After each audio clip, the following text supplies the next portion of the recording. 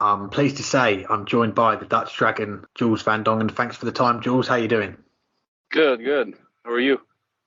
Doing good, and we're talking only a few days before you make your return to the big stage in the PDC out in Munich for the German Darts Grand Prix. How are you feeling ahead of your return to the European Tour this weekend?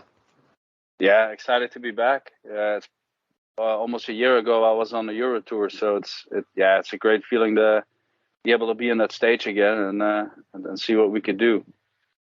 And lots to catch up on since we last had you on the show with my co-host Burton just after you won your tour card at Q School last year. A week or so after that, the PDC announced that tour card holders who'd qualified for Lakeside, they could still play at the rescheduled WDF World Championship. How pleased were you to still get that chance to play at Lakeside?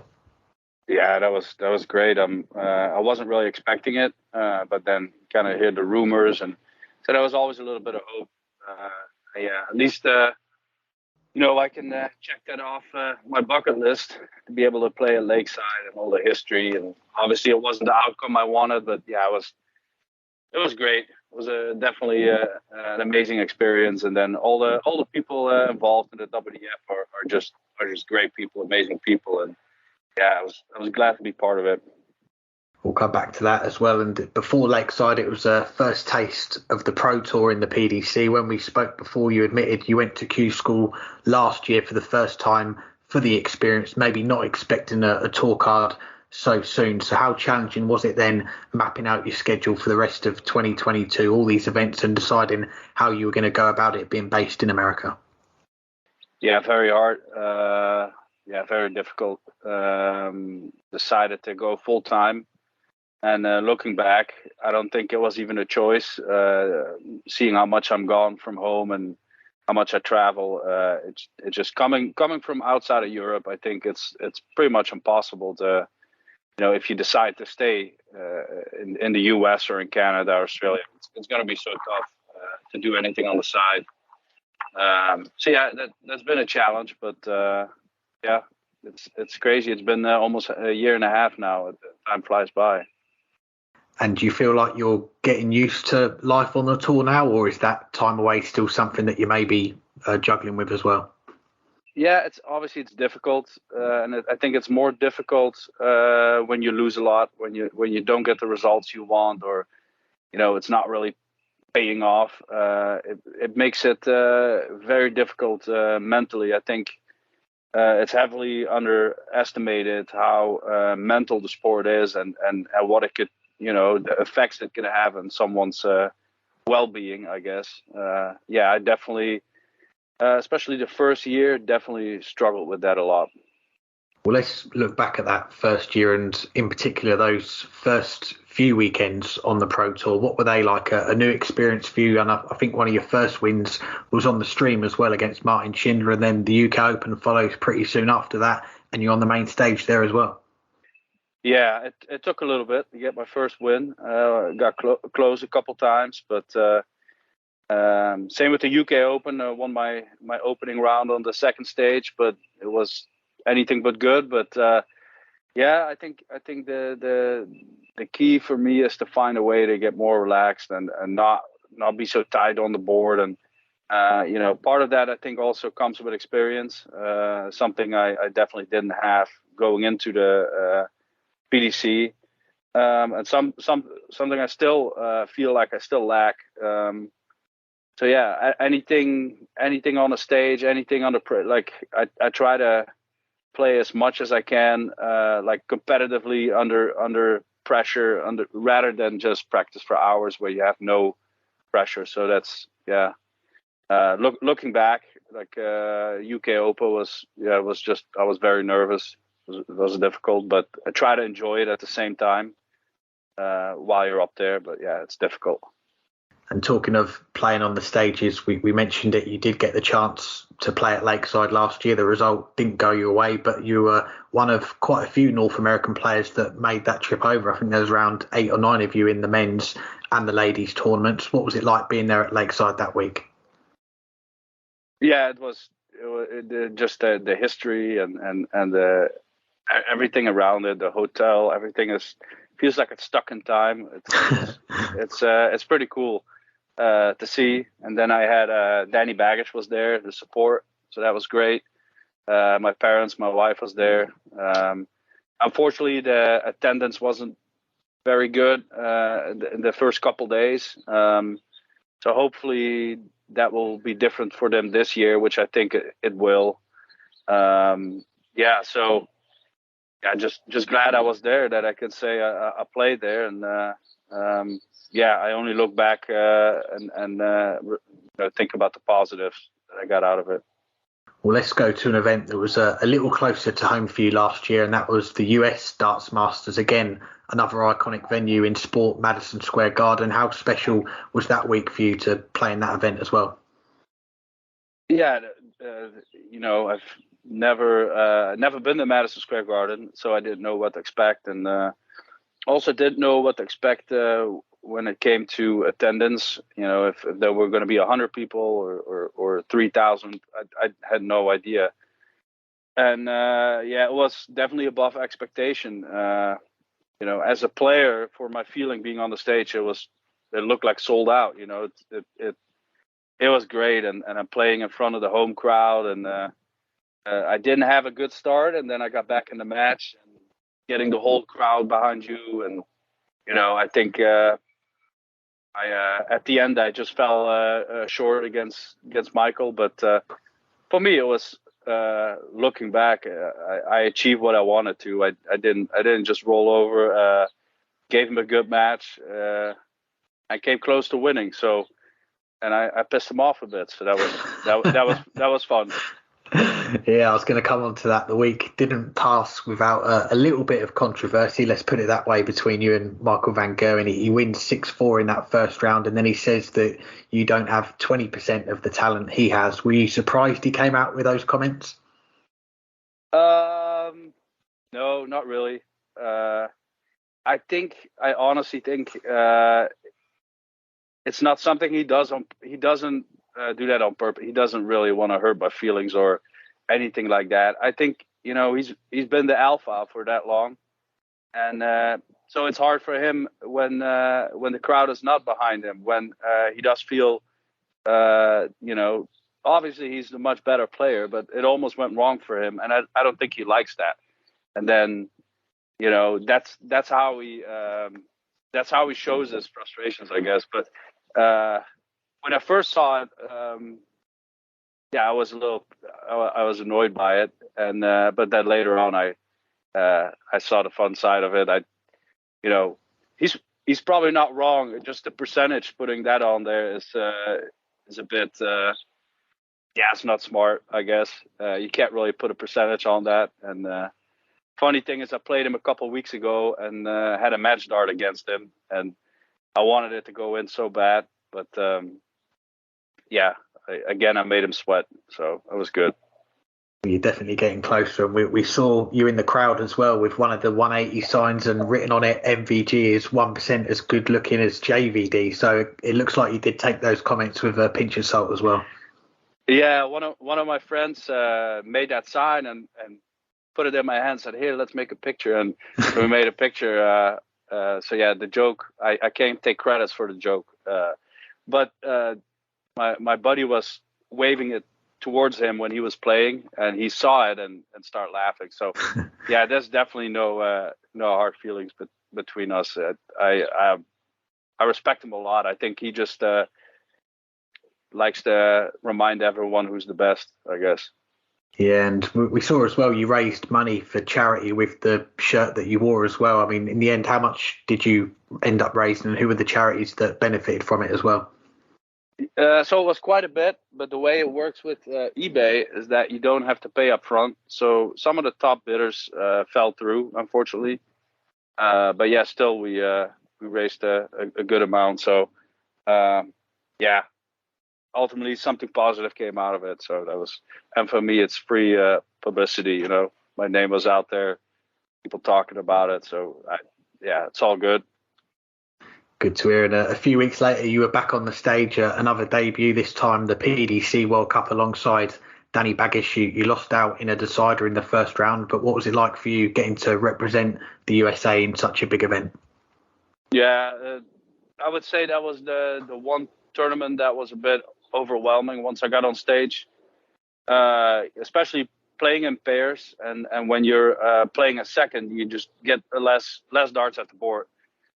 Scoring, I was playing pretty well. Just my doubles I just had zero rhythm, zero. I struggled with that quite a bit. I think if I only hit 30% of my doubles, we would have easily won that game. But yeah, that was tough. It was probably the toughest loss I've had since I played. I really struggled with that, losing that one and the way we lost, and Danny missing that 160. I thought he was going to save us, and then them hitting a 180 to set up 40. It just nothing fell our way. But I felt we were the better team. So hopefully this year, which it looks like it's going to be Danny and I again, we could do a little bit better, which I'm pretty confident about. I think I'm in a better spot this year than I was last year. And Danny has been playing with a lot of confidence, been winning tournaments here in the US again. So yeah, I'm looking forward to it. Yeah, I was going to come on to this year's World Cup. As the only American tour card holder this year, you're going to be putting on that USA shirt again in June. We're not sure who your partner's going to be yet. You seem to think it's going to be Danny Baggish, though. And what did you make of the changes to the World Cup this year? All pairs, and you're going to have a group stage, so at least 2 games this year. Yeah, I don't think there will be anyone complaining about that. It's a really good change. Gives us the opportunity to play at least twice. Taking a bit of pressure off, think off yourself, and that's the charm of the World Cup, playing in pairs. I think the singles were, they were short format as well, and so I think this is really good. It'll be it'll just be a lot more excitement as well. We might see more upsets as well, I think. So yeah, that's going to be great. Yeah, we're looking forward to it. And just lastly, on last year, going back to the summer, you were back in America, and we saw an unlikely bromance, we'll call it, between you and Danny Jansen, a young Dutch tour card holder, also new to the tour last year. It looked like you guys had a lot of fun from the pictures you were posting on Twitter as well. Yeah.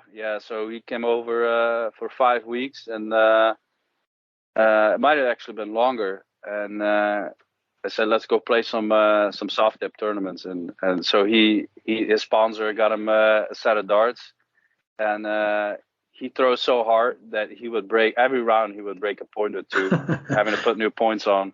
But we actually, he won a couple singles tournaments. I did. We won pretty much everywhere we went. We won the doubles. We had a lot of fun. And then he fell in love as well. So now he's back here a little bit more often. So yeah, he's a really good kid with a bright future, I think. We talk quite a bit. When I'm out there, I try to go visit him. He has great parents. Just lovely family all around. Good to hear. And another player you've had over in the States more recently, Simon Whitlock, and like with Danny, it looked like you two were cleaning up in the tournaments as well. Yeah, it was great. We played the Las Vegas Open.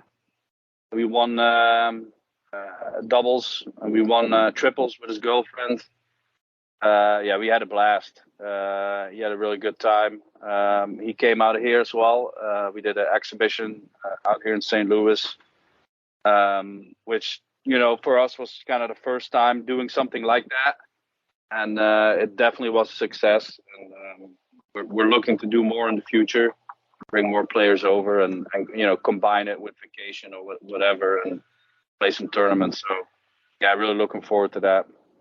Well, let's look ahead then. I'm sure 2 dates in the diary you're excited for this year are going to be the US Darts Masters and the World Cup. So how important is it for you to have this Euro Tour to play in this weekend to get that stage time beforehand?